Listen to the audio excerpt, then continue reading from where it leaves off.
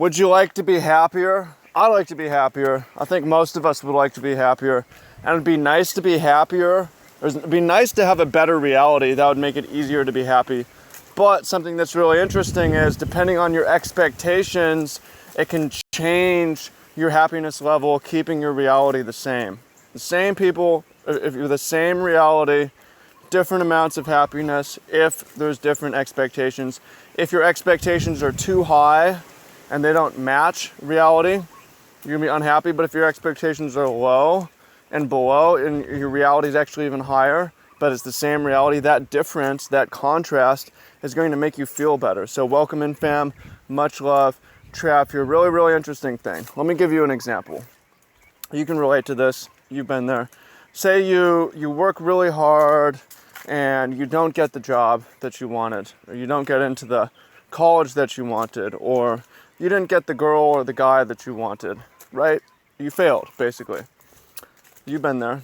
So if you have a story that you succeed, that you get the job, you get the body that you want, you're healthy, you don't get injured, you have the relationship that you want, but you don't, it's going to cause some unhappiness, that arbitrage, that contrast, that difference between expectation and reality. Because like, man, I'm supposed to, and I don't, and I'm sad about that. On the other hand, if your expectation is, say, low, like I don't, I try but I fail, I didn't get in, I didn't get what I wanted, then when you don't, it's like, oh well, I didn't expect it anyways. So you're going to be a little bit happier with the same reality. Now, the interesting thing though is okay, it helps if you have a different perspective and the same amount of happiness, but ultimately life, certain realities do matter. You do want to work the job that you want and live the life with the people that you want, with the body that you want, and get these things, right?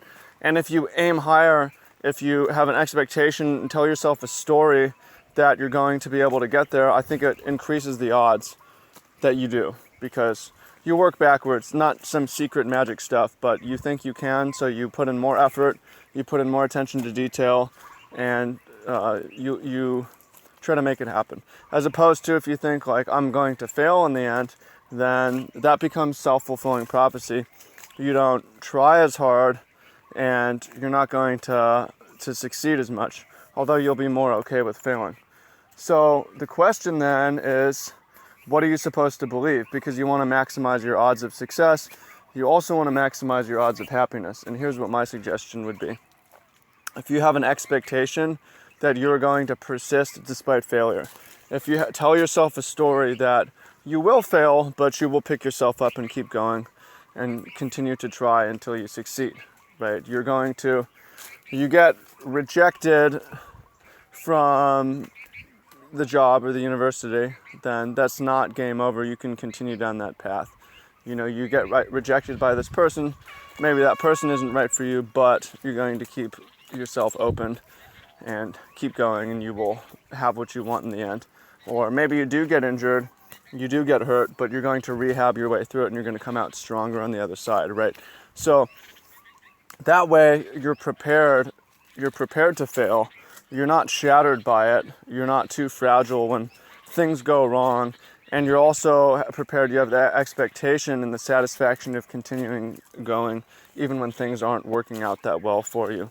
Because I think if you expect everything to go too smoothly and to get all the things that you want, you're going to set yourself up to be unhappy because that expectation is too high. But with the expectation too low, you're also not going to allow yourself to have the best chance of succeeding. So I think it's important to tell yourself this story. And the air horn's going off, I don't know why.